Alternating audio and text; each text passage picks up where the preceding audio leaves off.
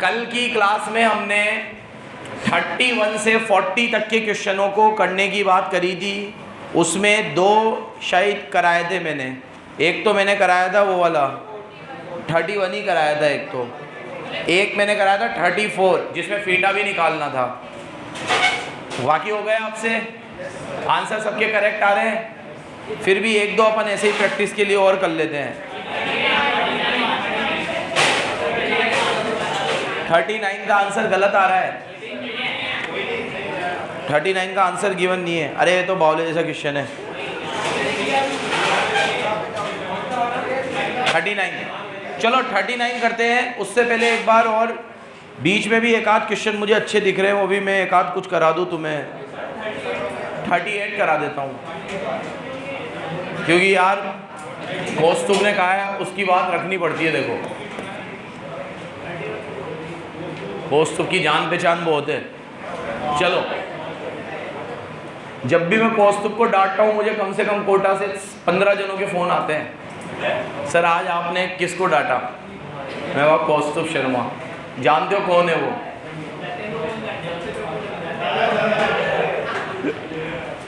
कौस्तुभ बहुत डर लगने लग गया मेरे को। जले अजीब अजीब नंबरों से फ़ोन आते हैं, मैं तो उठाता ही नहीं हूँ अननोन नंबर, पता नहीं तेरे लिए आया हुआ।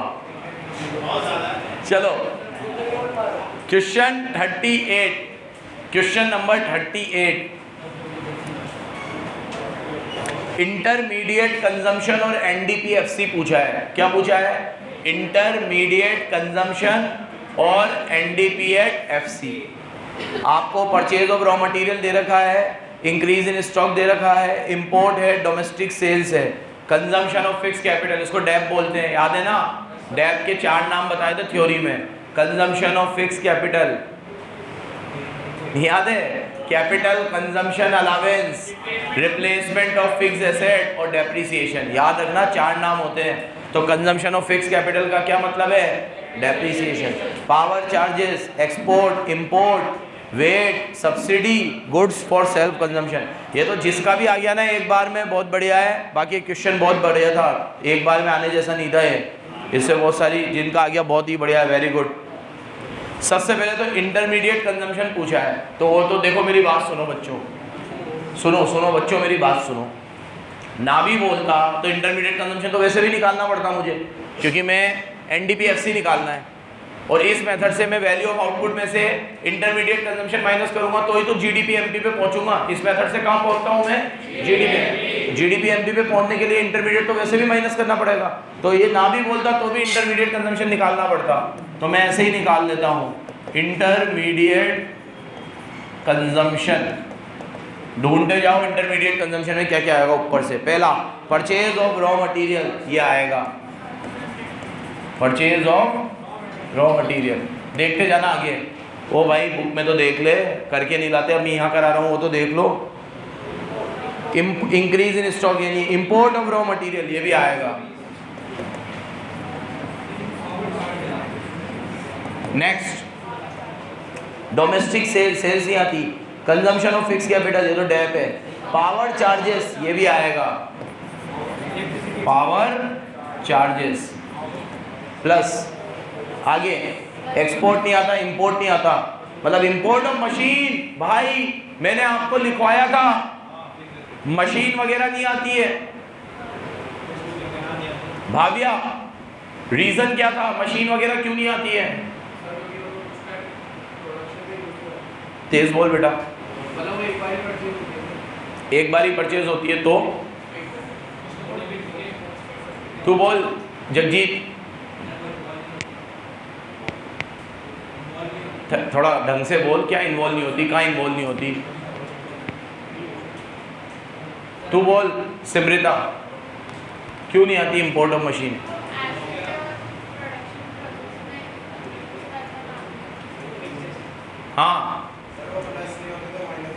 हाँ, वो आपकी एसेट है और एसेट कभी कॉस्ट में आती ही नहीं है, तो वो प्लस ही नहीं हुई तो माइनस कहाँ से हुई? अच्छा देखो ये सब माइनस क्यों हो रही है? सुनो, ये सब माइनस क्यों हो रही है? क्योंकि ये सेल में इंक्लूड है। अब ये सेल में इंक्लूड है तो ये माइनस हो रही है। मशीन कभी सेल में इंक्लूड ही नहीं है, क्योंकि मशीन तो एसेट है और एसेट कभी प्रोडक्शन कॉस्ट में नहीं आती। वो प्रोडक्शन में काम में आ रही है मशीन, लेकिन उसकी कॉस्ट प्रोडक्शन की कॉस्ट में इंक्लूड नहीं होती। चलो, इंपोर्ट नहीं, मशीन नहीं आएगा, VAT subsidy, goods for self consumption ये बाद में लेंगे। चलो, ये मेरे हिसाब से यही सब चीज़ें आएंगी, तो इनको प्लस करो, मुझे बताओ कितने हैं ये। रॉ मटेरियल कितना है 400, ये कितना है 120, और ये कितना है 20, टोटल कितना आएगा? आंसर यही दे रखा है क्या? ये आंसर, ये कोई निकालते नहीं है तो गिवन था तो अपन ने निकाल लिया। वापस आ जाता अपने मेथड पे। अपना मेथड है वैल्यू ऑफ आउटपुट, जिसका फॉर्मूला है sales plus change in stock. क्या फॉर्मूला है? बोर्ड पे देखिएगा, सेल इस क्वेश्चन में ढूंढो, परचेज नहीं है, increase in stock, import of raw material, domestic sales 1200, एक तो ये ले लो, और एक्सपोर्ट भी था ना, एक्सपोर्ट कितनी है 200, ये भी ले लो, और लास्ट में सेल्फ कंजम्पशन के 10 रुपये दे रखे, वो भी ले लो। देखो यहाँ थ्योरी काम आएगी, इसलिए पहले थ्योरी पढ़ाता हूँ, इतने सारे कंसेप्ट वगैरह।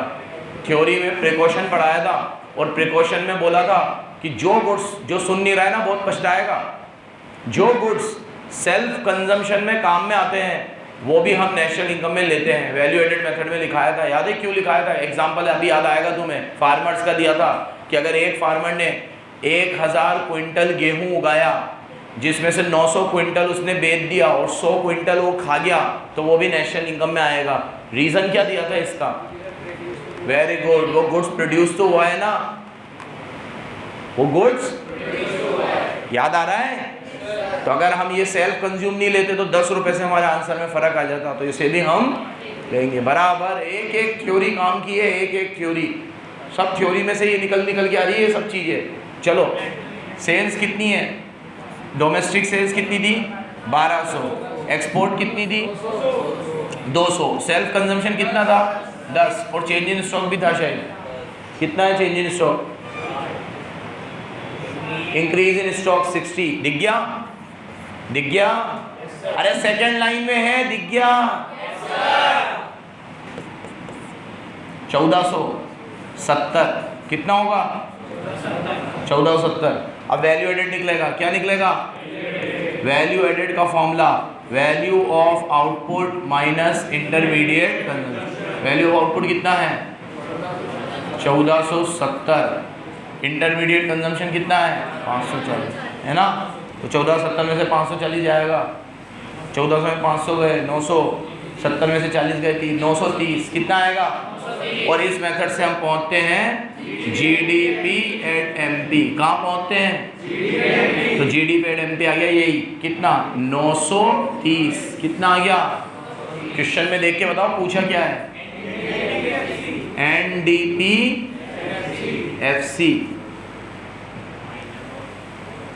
बोलो फरहान, बोलोगे? जीडीपी एमपी से एनडीपी एफसी पे आना है, क्या क्या करूँ? जल्दी बोलो। अरे यहाँ देख, ऐसे थोड़ी समझ में आएगा, मुझे देख के, यहाँ देख के आएगा। बोल अम्मा, जल्दी जल्दी बोल। ग्रॉस से नेट पे आना है, डेप माइनस होगा, और डोमेस्टिक तो सेम है, मार्केट से फैक्टर पे आना है। एनआईटी भी क्या होगा? माइनस। डेप और एनआईटी क्वेश्चन में होंगे, कितने हैं? डेप तो 50 है, एनआईटी अगर ना हो तो एनआईटी का formula indirect tax minus subsidy. Indirect tax में हमें वेट दिख गया, मुझे वेट इनडायरेक्ट टैक्स होता है। वेट कितना है? 40, और 40 है ना, 10 है 10, और सब्सिडी कितनी है? 30। तो 10 में से 30 जाएगा, माइनस का 20, तो ये एनआईटी आ गया माइनस का 20। अब बच्चों देखो, ये माइनस का 20 है और ऑलरेडी ये माइनस में है, तो माइनस माइनस, यहाँ लिखो माइनस का 20 है ना, तो लिखो तो माइनस का 20, लेकिन करना प्लस, क्योंकि माइनस माइनस प्लस हो जाएगा। तो 920 में जोड़ेंगे 950, और 950 में से 50 जाएंगे 900। आंसर यही आ रहा है क्या? आंसर। चलो फोटो ले लो, समझ में नहीं आएगा। 39 नेक्स्ट भाई, 39 बच्चों की डिमांड पे कौस्तुभ शर्मा के लिए करा रहा हूँ। 39 आपको ए सोल्ड गुड्स 20, अरे सुनो, ए ने 20 करोड़ के माल बेचे हैं बी को और 30 करोड़ के माल बेचे हैं सी को। किसने? ए ने। और 40 करोड़ के माल बेचे हैं हाउस होल्ड को। किसको बेचे हैं? हाउस होल्ड को। और 10 करोड़ के अनसोल्ड रह गए। 10 करोड़ के क्या रह गए? चलो अच्छी बात है। बी ने भी कुछ माल बेचा है सी को, डी को और फाइनल कंज्यूम भी किया है। और सी ने कुछ माल बेचा है डी को और हाउस होल्ड को और एक्सपोर्ट भी किया है। और डी ने भी कुछ माल बेचा है हाउस होल्ड को और गवर्नमेंट को। आपको सबका वैल्यू एडेड निकालना है, टोटल वैल्यू एडेड निकालना है और टोटल कंजम्पशन निकालना है। अरे कुछ भी नहीं है यार, 4 फॉर्म है ए बी सी डी। चलो कर लेते हैं अपन। सबसे पहले अपन करेंगे फॉर फॉर्म ए। किसके लिए करेंगे? इधर देखो, फॉर्म ए पहले क्या निकलेगा? Value of output. Formula sales plus change in stock. फिर निकलेगा value added, value of output minus intermediate consumption. अब क्या आप ऐसे क्वेश्चन में कॉमन फॉर्मूला लिख दिया करो ताकि बार बार लिखना नहीं पड़ेगा, फाइल डायरेक्ट आंसर निकालेंगे बस। तो अब करते हैं अपन किसके लिए? फर्म ए के लिए। किसके लिए करते हैं? ए के लिए। देखो ए ने सेल करा है 20 करोड़ का माल तो किसको? बी को। 30 करोड़ का माल बेचा है सी को। 40 करोड़ का माल बेचा है हाउस होल्ड को। सीधा बैठ। और 10 करोड़ का माल उसका बच गया तो सबको प्लस कर दो। ठीक है, 20 करोड़, 30 करोड़, 40 करोड़ और 10 करोड़। कितना आएगा? एक बात और याद रखना मेरी, एग्जाम में ऐसे मत लिखना, नाम लिखना ऐसे लिखना A to B, A to C, A to household, A to government. ऐसे पूरा लिखोगे तुम, नंबर कटेंगे नहीं। तो ये ऐसे एक लाइन में सरका के आ जाओगे, नंबर कटेंगे। ये आ गया पूरा। अब इसने बेचा ही बेचा है। इसने क्या करा है? बेचा ही बेचा है, खरीदा कुछ भी नहीं है, खरीदने की कोई इन्फॉर्मेशन नहीं है। तो ए ने बेचा बी को, बी ने सी को बेचा, फिर डी को बेचा। अब एक काम करते हैं ना, इसको लिख के ही करते हैं, नहीं तो आपको आगे वो परचेज वगैरह में दिक्कत आएगी। तो ए ने माल बेचा है किसको? बी को। और ए ने किसको बेचा है? सी को। और ए ने किसको बेचा है? हाउस होल्ड को। और ए ने किसको बेचा है? अनसोल्ड है। अनसोल्ड भी आता ही है, चेंज इन स्टॉक। कितना कितना है? 20, 30, 40, 10। तो टोटल कितना आएगा? 100 करोड़। ये वैल्यू एडेड आ गया इसका। क्या आ गया? वैसे तो वैल्यू ऑफ आउटपुट आया है, लेकिन वैल्यू ऑफ आउटपुट में से माइनस कर दें इंटरमीडिएट। इंटरमीडिएट मतलब होता है परचेज, और ए की कोई परचेज गिवन नहीं है। ए ने सिर्फ सेल ही सेल करी है। परचेज बी की है, सी की है, लेकिन ए की। तो ये वैल्यू एडेड आ गया डायरेक्ट। क्या आ गया? यहाँ दे दो आंचल। क्या दे दो? आंचल।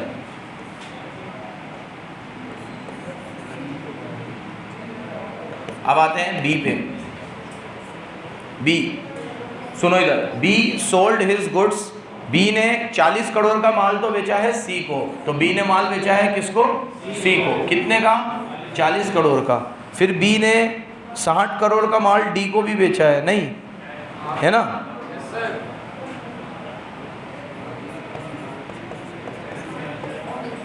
फिर 50 करोड़ का माल उसने फाइनल कंज्यूम भी किया है।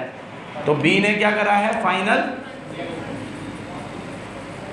इधर देखो, कंज्यूम भी अपने उसमें ही आता है। अभी बोला मैंने, वो भी सेल ही है। कितना कंज्यूम करा है? 50 या 60? 50 थोड़ी है, 60 है ना? 50। नेक्स्ट 150 हो गया। ये कितना हो गया? अब थोड़ा दिमाग लगाना। इधर देखो, यहाँ देखो, इसका इंटरमीडिएट चाहिए। क्या चाहिए इसका? इंटरमीडिएट। तो इतना दिमाग लगाना कि ए ने बी को बेचा था ना, तो वो ए की सेल थी, तो बी की परचेज होगी। तो इंटरमीडिएट में ले लो परचेज फ्रॉम ए। क्या ले लो? कितनी है परचेज फ्रॉम ए? 20। ये थोड़ा सा आपको अटेंटिव रहना था। आ गया? तो ये इसका वैल्यू एडेड आ जाएगा। क्या जाएगा? प्रेजेंटेशन बिल्कुल ऐसा ही रखना, फॉर्मूला ऊपर लिख देना बार बार, फिर ऐसे। ठीक है, आ गया हो। अब सी पे आते हैं। ध्यान दे ले अखर, कहाँ दे रहा, सी पे आओ। सी का क्या क्या गिवन है देखो। सी ने 100 करोड़ का माल बेचा है किसको, डी को, और 100 करोड़ का हाउस होल्ड को भी बेचा है। तो सी ने बेचा पहले तो किसको, डी को, फिर सी ने किसको बेचा, हाउस होल्ड को, और फिर सी ने एक्सपोर्ट भी किया है। क्या किया है, एक्सपोर्ट। कितने कितने हैं, हो कितने, हो कितने हो गए टोटल, 300। ये आ गया वैल्यू ऑफ आउटपुट। अब लेस करेंगे इसमें से इंटरमीडिएट। थोड़ा दिमाग लगाना, थोड़ा दिमाग। ए ने माल सी को बेचा था तो वो सी की परचेज, बी ने भी माल सी को बेचा था तो वो सी की परचेज। तो यहां ले लो परचेज फ्रॉम ए, फिर ले लो परचेज फ्रॉम बी। ये देखो ए ने सी को बेचा था 30 और बी ने सी को बेचा था 40, तो 30 इधर 40 इधर, टोटल 70। तो 300 में से 70 जाएगा। ये आ गया वैल्यू एडेड। क्या आ गया, लो भाई, ए हो गया, बी हो गया, सी हो गया, वैसे डी हो जाएगा। ठीक है, डी पे आओ। अब डी,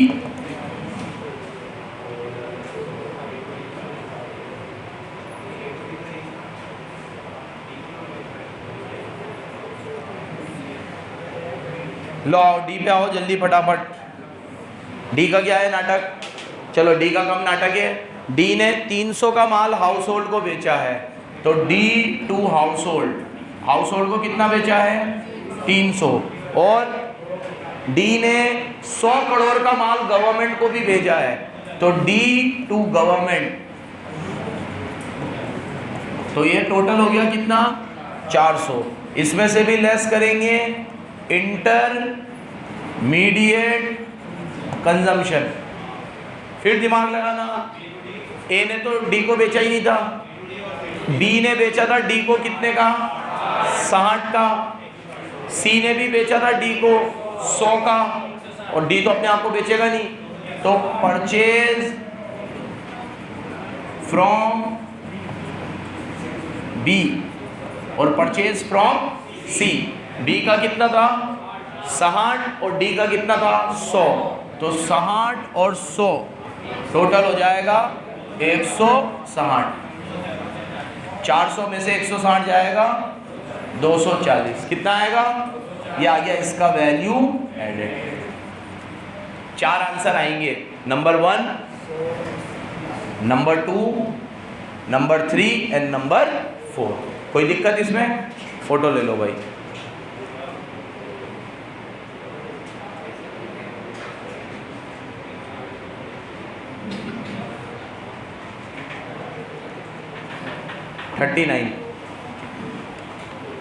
अब 40 में भी 40 आ गया था, आपको दोनों मेथड से करना था, इनकम से और इसके। तो क्वेश्चन देखो, इनकम और एक्सपेंडिचर तो वैसे ही सिंपल हो जाता है, इनकम मेथड की सारी चीज़ें, एक्सपेंडिचर की सारी चीज़ें, और दोनों में आंसर सेम आता है तो वैसे ही पता चल जाता है कि हम सही जा रहे हैं।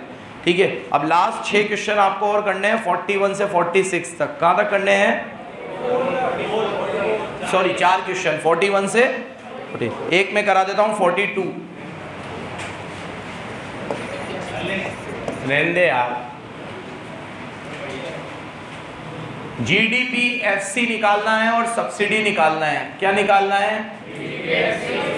सब्सिडी बड़ी टर्म है छोटी टर्म है। जब भी छोटी टर्म पूछी हो तो हमें 2 बड़ी टर्म चाहिए होगी, तो एक बड़ी टर्म तो हम निकालेंगे और एक इसके पापा को भी देना पड़ेगा। दी होगी इसने एक बड़ी टर्म, देखो कल भी करा था ना ये। अब पहले देखता हूँ कौन सा मेथड लग रहा है, COE, rent, interest, profit, dividend, income method लग रहा है। क्या पूछा है इसने, जीडीपी एट एफसी पूछा है। क्या पूछा है, कौन से मेथड से निकलेगा, का मेथड। अब एक एक करके देखो, इसमें सबसे पहले क्या आता है, कंपनसेशन एम्प्लॉय, डायरेक्ट गिवन है। हम हाथ चलाएंगे, यहाँ देखो कितना 800। दूसरे नंबर पे क्या आता है, ऑपरेटिंग सरप्लस में रेंट है कितना इंटरेस्ट है, प्रॉफिट है, रॉयल्टी है, तो बस वो होती भी नहीं है कभी। 200, 300, 450। और अब तीसरे नंबर पे है, वेरी गुड, MIAC। MIAC है नहीं है तो नहीं, पक्का देख लिया था तुमने पिछले के पिछले अटेम्प्ट में क्वेश्चन। सुनो पिछले के पिछले क्वेश्चन अटेम्प्ट में ये सेम क्वेश्चन आया था, NDPFC दे दी थी, MIAC पूछा था, निकल सकता था। यहाँ NDPFC रख देते, यहाँ MIAC, बैलेंसिंग आ सकता था ना, ठीक है।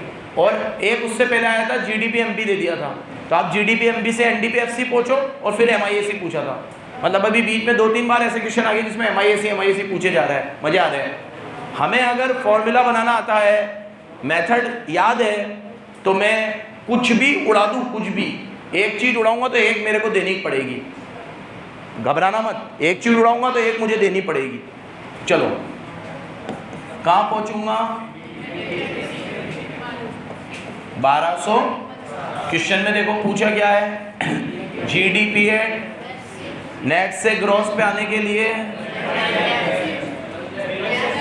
और डोमेस्टिक FC डेप देखो है क्वेश्चन में। आर्यन बात मत कर भाई यार प्लीज, नहीं है तो कल भी डेप नहीं था तो अपन ने निकाला था। देखो ग्रॉस डोमेस्टिक कैपिटल फॉर्मेशन 300 दे रखा है और नेट फिक्स कैपिटल 200 है। भाई नेट फिक्स्ड है तो पहले अपन क्या करेंगे, फिक्स हटाने के लिए, फिक्स कितना है 200, अरे बोलते रहो, फिक्स हटाने के लिए चेंज इन स्टॉक कितना है, अब फिक्स हट जाएगा तो ये आ गया NDCF कितना, और GDCF क्वेश्चन में गिवन है कितना, नेट और ग्रॉस का डिफरेंस क्या होता है, तो डेप्रिसिएशन कितना आएगा, वर्किंग नोट 1। डेप को इधर रख दो, ठीक है।